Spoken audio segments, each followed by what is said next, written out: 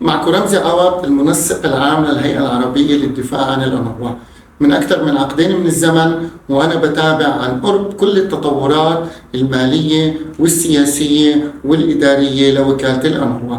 الأونروا مش بس مجرد مؤسسة إنسانية، هي صمام أمان لملايين اللاجئين الفلسطينيين وركيزة ثبات للقضية الوطنية. نحن اليوم بالمبنى الرئيسي لوكالة الأونروا، معنا مديرة الأونروا في لبنان الدكتورة دوروثي كلاوس. رح نحكي معها عن التحديات المالية والسياسية اللي بتهدد استمرار وجود وجودة خدمات الأونروا. رح نحكي عن وجع وألم اللاجئين الفلسطينيين في لبنان ونسلط الضوء على المسؤوليات وحماية الحقوق واستمرار عمل الوكالة. دكتورة دوروثي، أهلا فيك بهذا البودكاست. Good morning, Dr. Ramzi, and thank you for this podcast. I look forward to engaging with you.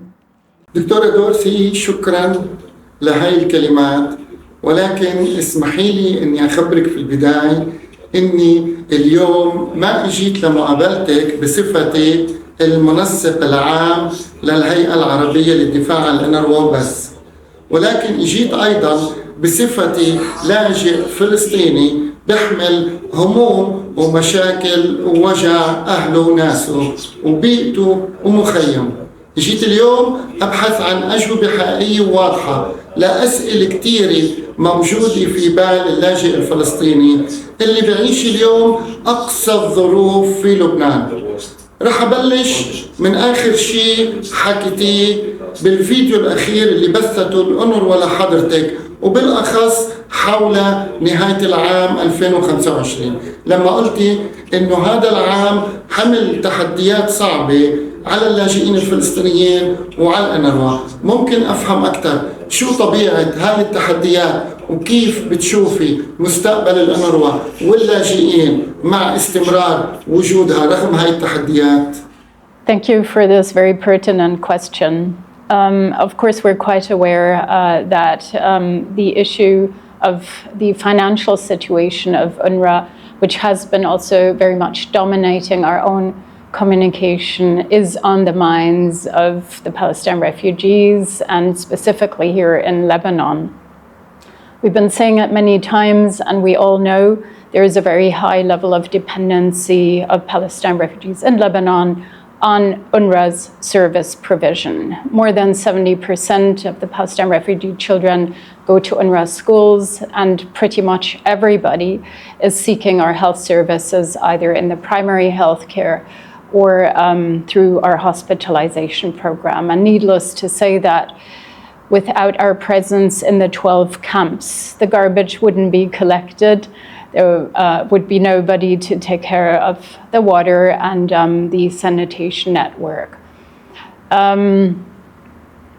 It has been very difficult for the agency since many years to ensure that we resource enough funding to carry out all of the desirable services and projects. So the situation has become, again, much more severe over the past years, given also the political pressure on the agency, where the agency had to defend its narrative around the importance of the humanitarian service provision that it carries out within this region, with the aim to ensure that the necessary funding and donor commitment is also matched with our needs.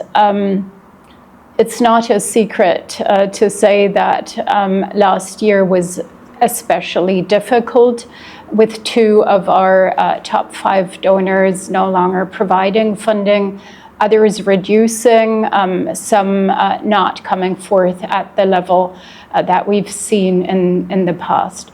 It's cost the agency great efforts to really close the year with some austerity measures, but being able to really maintain the services.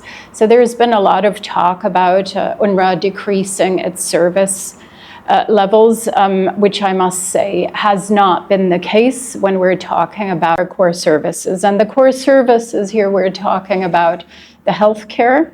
So that is the primary healthcare in our primary healthcare units and centers, the hospitalization, as well as the provision of scholastic services have been uninterruptedly continuing.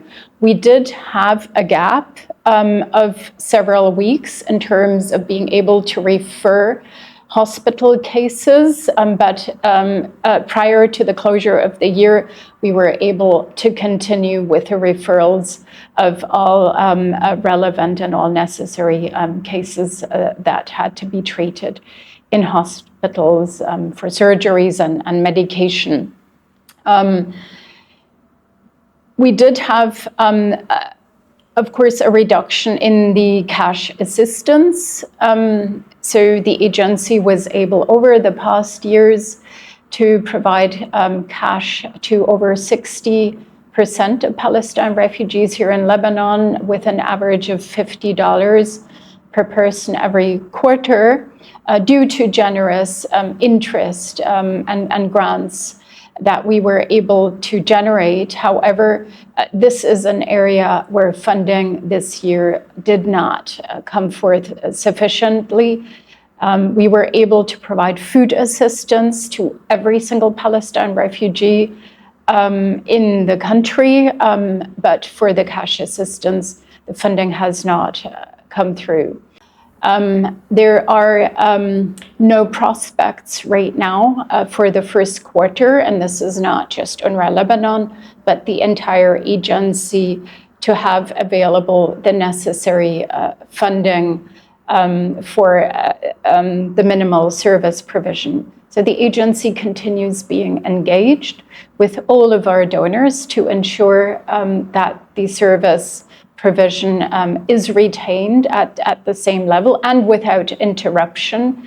But at this very point, at the start of the year, we're still seeking the necessary pledges and disbursements that would allow us to do so. So in clear terms, we're lacking $200 million across the entire agency for the first part of the new year. And of course, we're hopeful that the trust of our donors in the agency and the relevance of our humanitarian work then also materializes.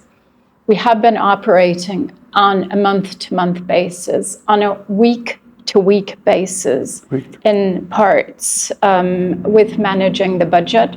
So the situation, which is not normal, is not entirely unusual, but it is critical.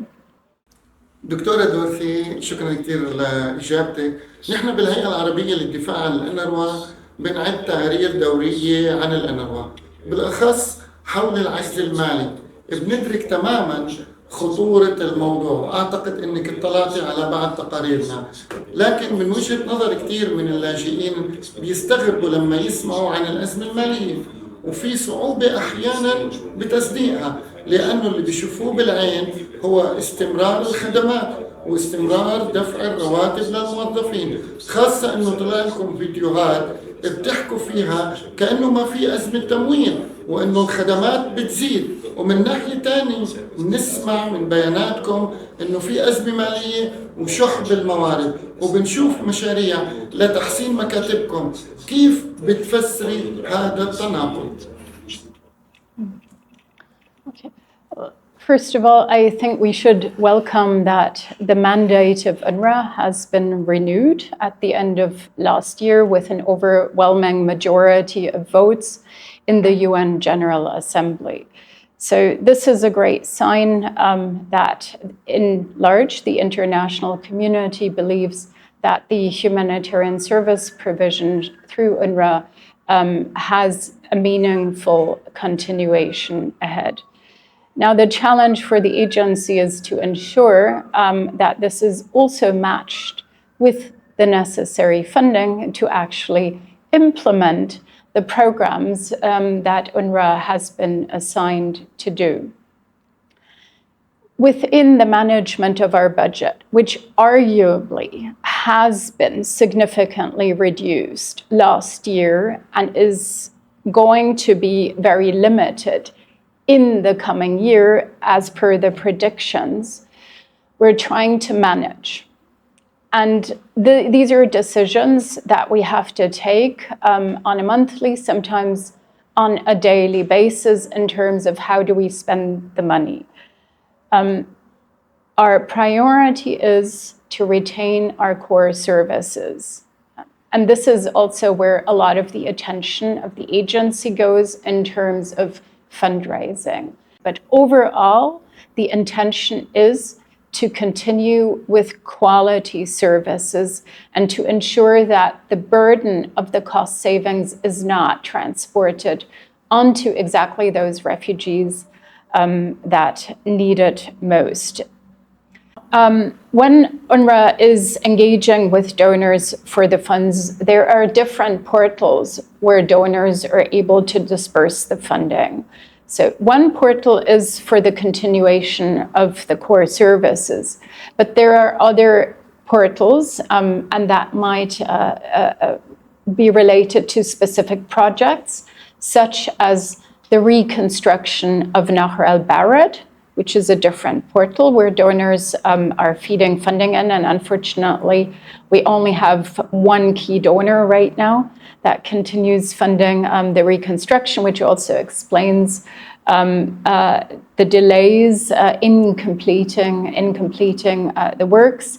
Or we have other donors that have priorities, for example, the advancement of renewable energy that would then be invested in projects which see the construction of solar panels and the transitioning from traditional sources, conventional sources of energy, then to renewable energy. طيب رغم ذلك، رغم كل اللي قلتيه، نحن كلاجئين عندنا هواجس كبيرة. إنه اللي بيصير هو تقليص ممنهج لخدمات الأونروا، وهذا بإطار خطة أكبر بتهدف لإنهاء وجود الوكالة، خاصة إنه سمعنا أخبار عن إغلاق مكاتب الشؤون الاجتماعية بنهاية العام 2025.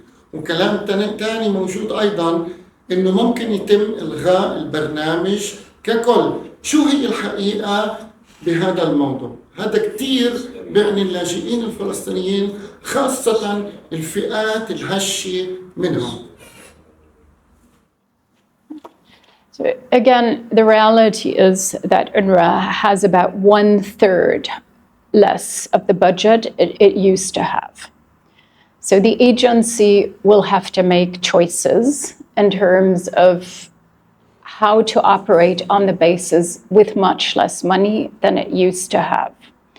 Now, the priority clearly, as said, is in its core services, and that is the schools, that is the provision of water and sanitation services and garbage collection inside the camps, and of course, the very important health services, including hospitalization here in Lebanon. So these are the core services that need to be maintained. The relief program services the most vulnerable. We have created a social worker program, which did not exist previously in UNRWA a few years ago, and which is very sought after and has very good results, even though they may be quiet, in the refugee community. We realize that cash assistance and food assistance and the assistance in terms of fuel in areas which are very cold, such as the Bekaa here in Lebanon, are important for the refugees. Now, the agency has not been successful in the last year, not only in Lebanon, but also elsewhere, to generate sufficient funding for the continuation of the social safety net program. So these are areas where we may need to improve the concept of the program and see what we can do to continue generating donor interest to support the most vulnerable groups, maybe in different ways from what we have done, but it continues being one of the essential programs of UNRWA. We're the Relief and Works agency that will need to be attended to in the coming year. And together with the team and with donors, we're going to pay attention to this and work on a program that also benefits the most vulnerable. أيضا في ملف التعليم هناك موضوع دمج المدارس واكتظاظ الصفوف وتراجع جودة التعليم. كيف بتردي على هاي الهواجس والتساؤلات وشو اللي عم بيصير فعليا على أرض الواقع؟ وأيضا عندنا سؤال كبير بالنسبة لمدارس عين الحلوة، ليش بعدها لليوم ما فتحت، علما أنه عرفنا أنه في مبالغ مالية تم رصدها لهاي المدارس، ليش لهاي اللحظة بعدها ما فتحت؟ So at the beginning of every scholastic year, we count the students in the classrooms. And not every year we have the same number of students as the previous year per class and per school. Now, we're trying to do everything to keep the class sizes as minimal as possible, but we have to still operate within the frame of the available budget. So the changes this year have, in fact, been minimal. We did close 10 classes because there weren't enough students, but we also opened 7 additional new classes. So with over 1,000 classes across Lebanon, we de facto only decreased by 3 classes, which is minimal. So maybe just to clarify some of the statistics around the class sizes, we have nearly 8% of all of the classes with less than 25 students. The majority of students are in classes which have between 26 and 39 students. Then 30% are in classes 40 to 44, and only less than 2% have a class size of between 45 and 47. So overall, we believe while this may not be optimal entirely, it is still manageable.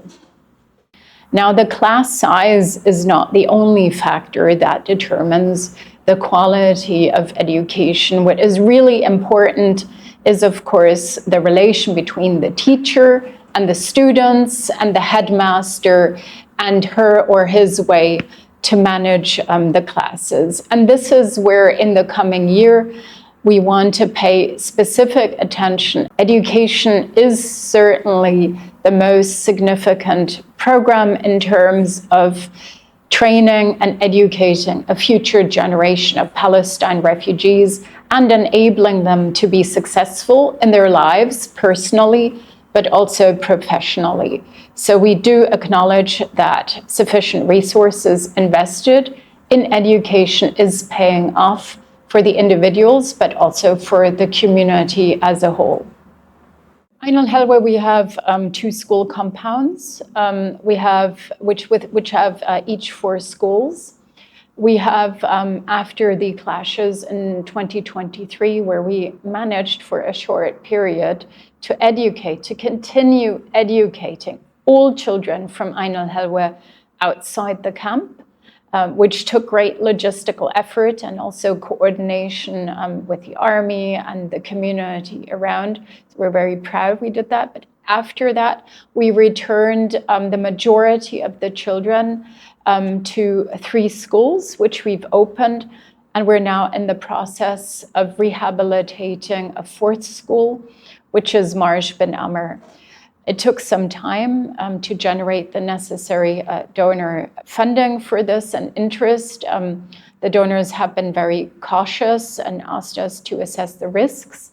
We also decided that we would review the way the architecture of this school has been created, given that the school is located within a conflict zone that often is very hot.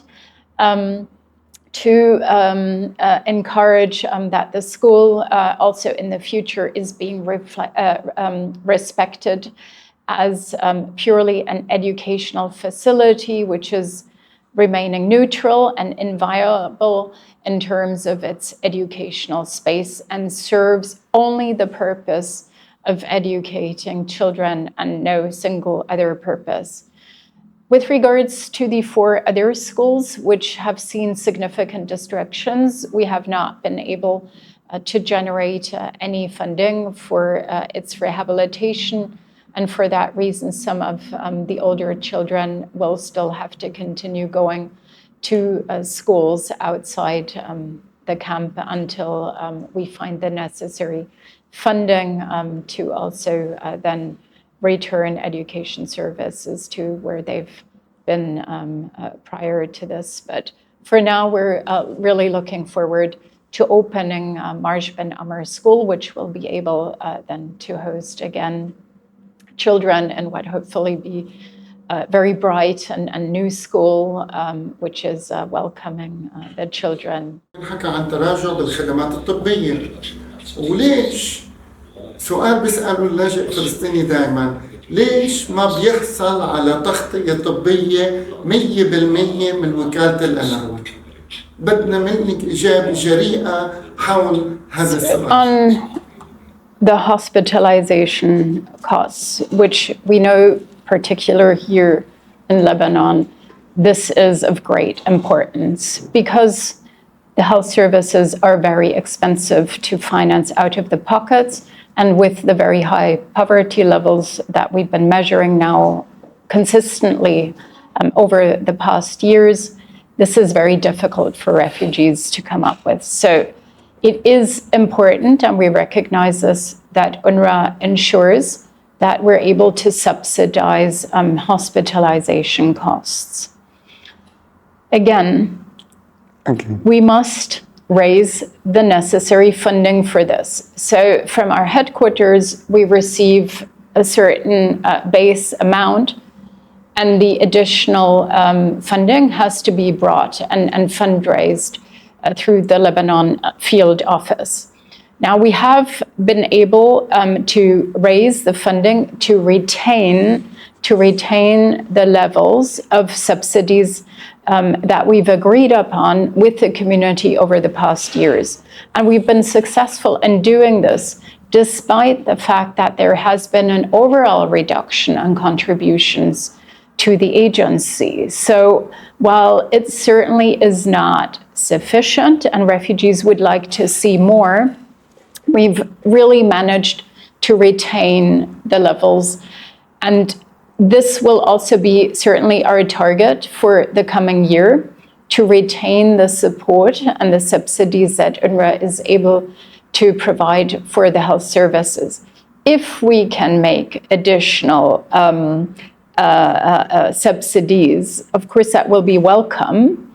Any changes to the hospitalization structure would have to be also negotiated and discussed with the community.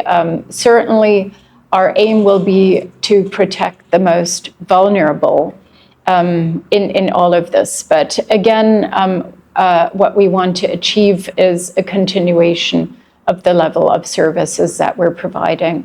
We realize that on the cancer medication and treatment, the burden on affected families and patients is particularly heavy and particularly consequential. This is the reason why in 2024, we decided to double the ceiling under which UNRWA support is provided. So prior to 2024, a cancer patient could receive a maximum of $8,000 in subsidies, and we've doubled it to now $16,000 per patient, which we have also been able to retain throughout 2025. And we're not talking about small numbers. This means really millions of dollars that we have to generate in addition. Now, we don't want to burden the refugee community too much with all these financial issues and problems, and usually we're handling this within.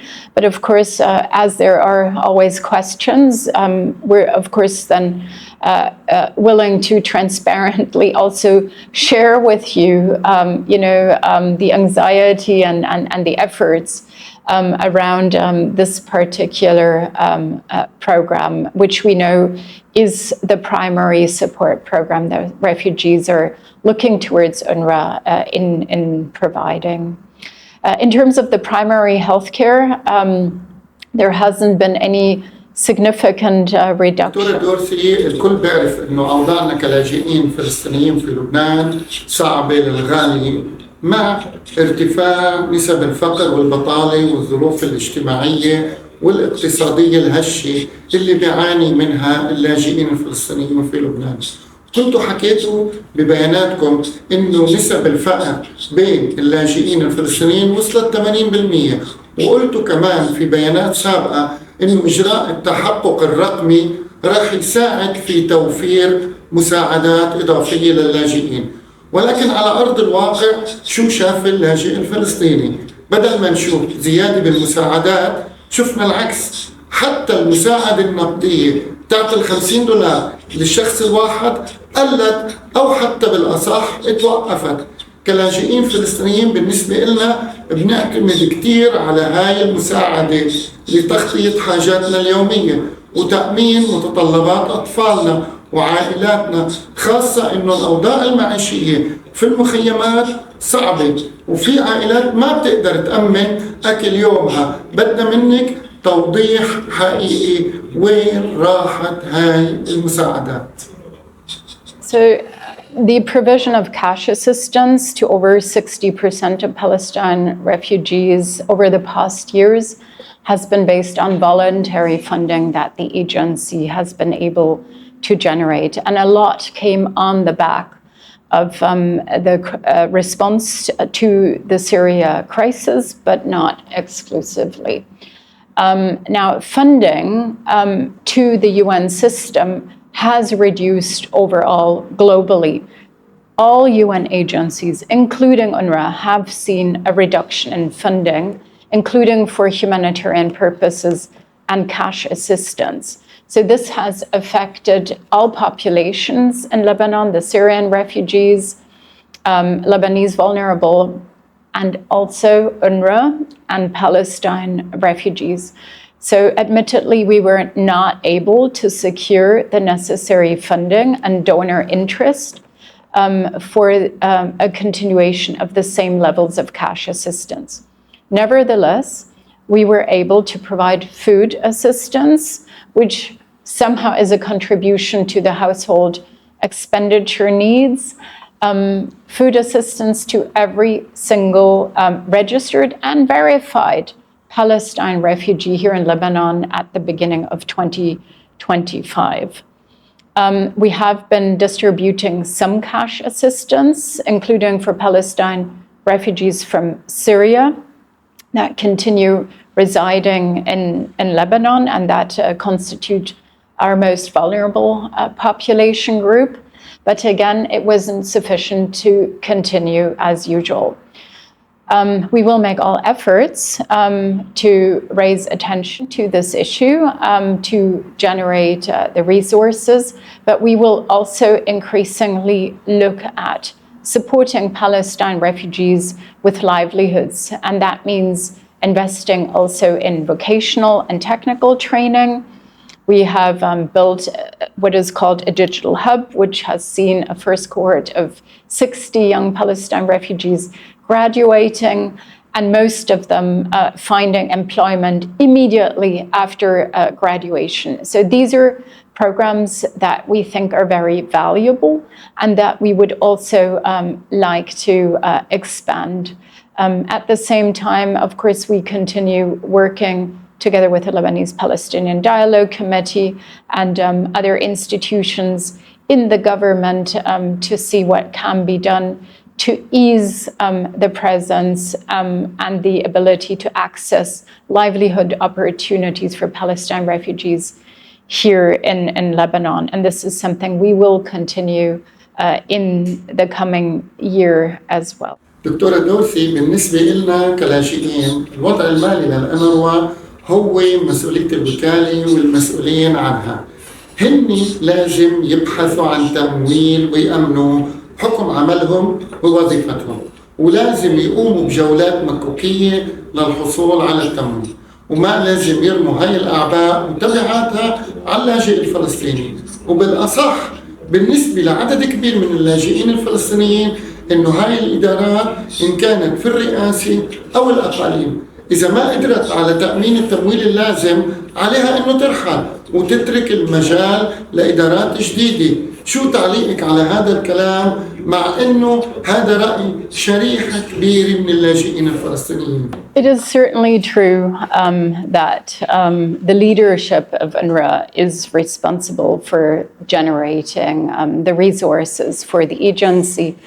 And we spend a lot of time in explaining the humanitarian needs of Palestine refugees, the situation, convincing donors that the funding they're investing in UNRWA is well invested funding in the stability of the region, in the development of the people of this region and Palestine refugees in particular. So there are nevertheless situations which we cannot influence, such as the emergence of additional humanitarian crises that require attention of donors, such as the conflict in Ukraine, such as conflicts in Africa or other locations which drain on the overall available envelope of humanitarian resources and the overall decrease of allocation to humanitarian budgets by pretty much all of our donors. So we are competing. We are competing with other crises in the world, and nevertheless, we're all doing our best to continue raising the attention on the needs of Palestine refugees. دكتورة، معروف إنه مهمة الأونروا إنسانية بحتة، ودورها بيقوم على تقديم الخدمات مثل التعليم والصحة والإغاثة والحماية. ومع هذا بنشوف إنه من وقت توليكي منصب المدير العام للأونروا بلبنان شغالة اجتماعات مع مسؤولين سياسيين وأمنيين لبنانيين. شو الهدف من هاي الاجتماعات؟ وهل ممكن نعتبرها تغريد بعيد عن أصحاب المصلحة الرئيسيين وخروج عن المسار اللي يفترض إنه تركز عليه الأونروا واللي هو لازم يضل إنساني بحت؟ We're not operating in a vacuum here in Lebanon. We need a support network and we need the coordination with the government. And this is something that all humanitarian and UN agencies are doing. For example, at the beginning of 2024, when UNRWA arguably faced its most existential moment with 16 donors threatening to permanently withdraw financing of UNRWA, we had to reach out.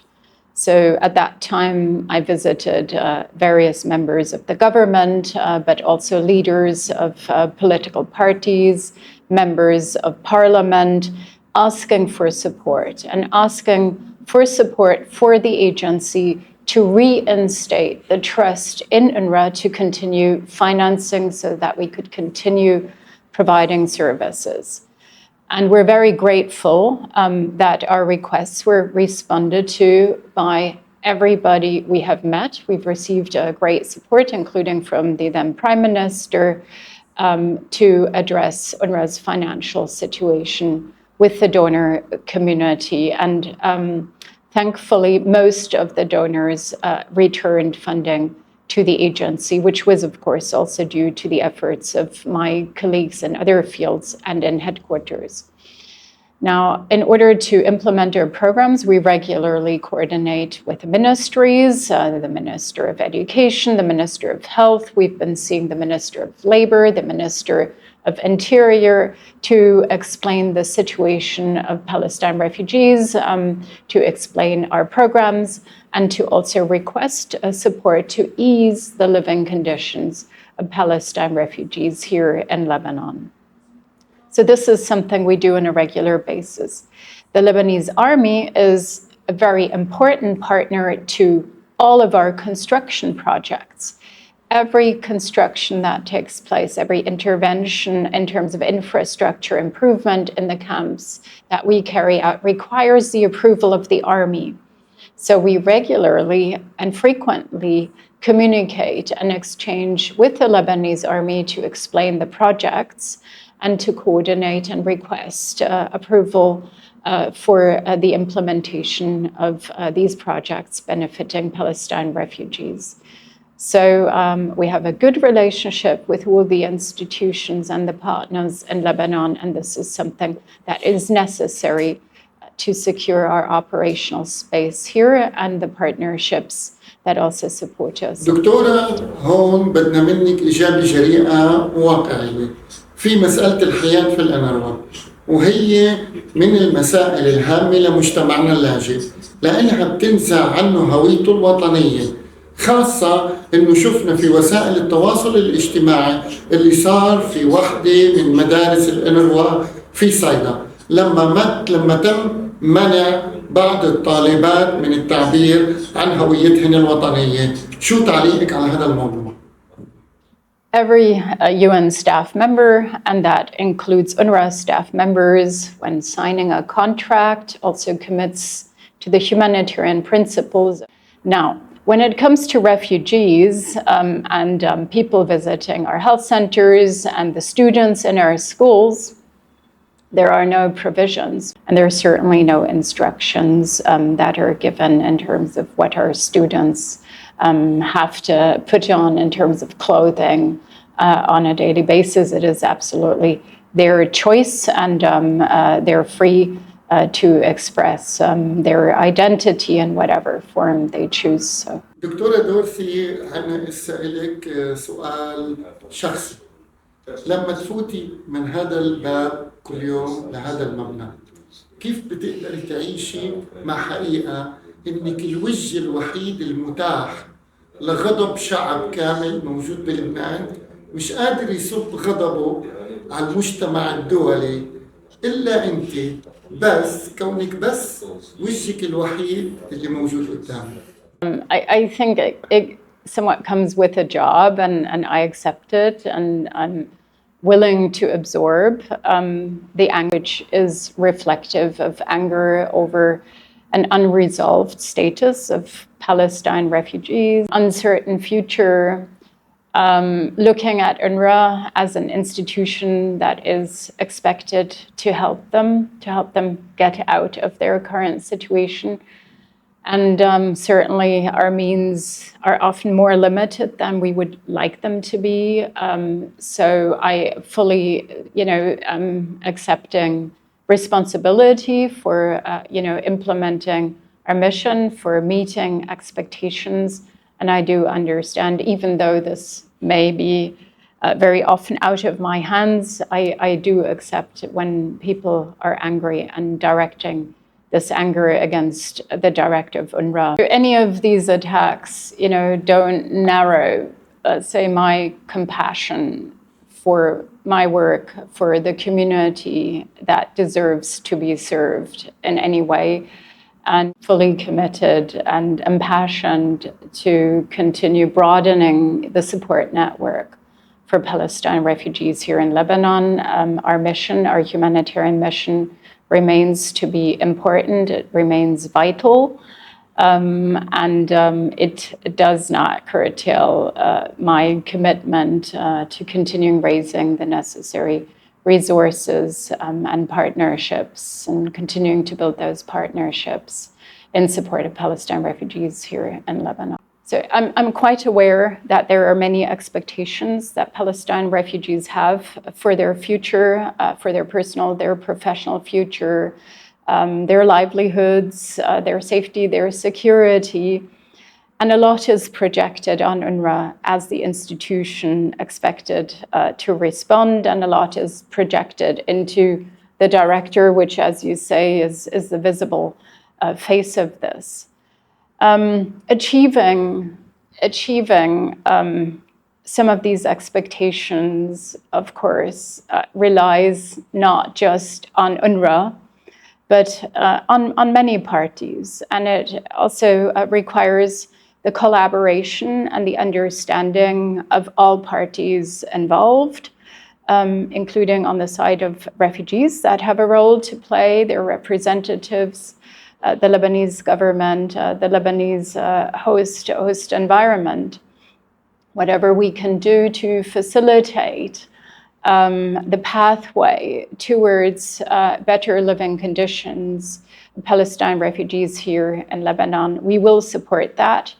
But our mandate is also framed in terms of the humanitarian support, and we welcome the agency of others to make the additional steps that provide a safe and dignified life for Palestine refugees here in Lebanon.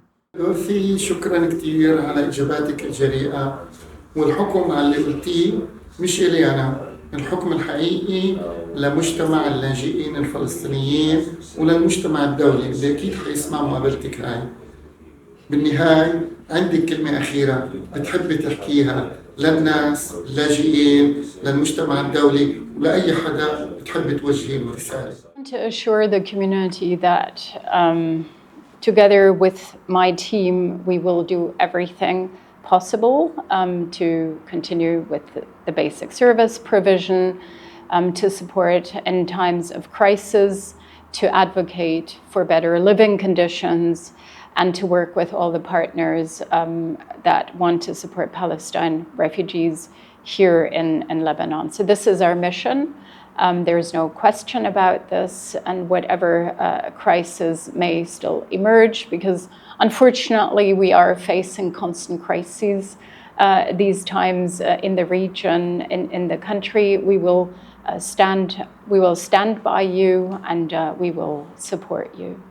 So we've said it many times before, in Lebanon, Palestine refugees are dependent on the provision of UNRWA services, and this is particularly inside the 12 camps where half of the population resides, but also surrounding. So until there is any significant change in the arrangements and the status of Palestine refugees, the humanitarian support delivered by UNRWA here in Lebanon must continue for the benefit of the people that expect us and rely on us to do so. نحب نشكر الدكتورة دوروثي، وهيك انتهى هذا البودكاست مع المدير العام للأونروا في لبنان. اليوم أنا ما اجيت أحكم على اللي قالته الدكتورة دوروثي، ولا اجيت أدور على إدانات، اجيت أدور عن وضوح وحقيقة، ومش مخول إني أقول الحقيقة هون أو هناك، أوجاع اللاجئين الفلسطينيين بعدها مليانة أسئلة صعبة. السيدة دوروثي قالت اللي عندها، والحكم صار عند أصحاب الوجع الأصلي، عند أهلي في المخيمات، وعند اللي بيملكوا إنهاء هاي المعاناة من المجتمع الدولي. الأونروا مش بس قرار دولي لحفظ كرامة شعب لاجئ، هي معيار للأمن والسلام بمنطقة الشرق الأوسط. بدونها ممكن تتحول جموع اللاجئين الفلسطينيين الغاضبين لقوة مدمرة ما ممكن لحدا إنه يستوعبها. شكرا. Thank you, Dr. Ramzi, for all your questions, and I hope I was able to respond to them. Thank you for organizing this podcast. Thank you.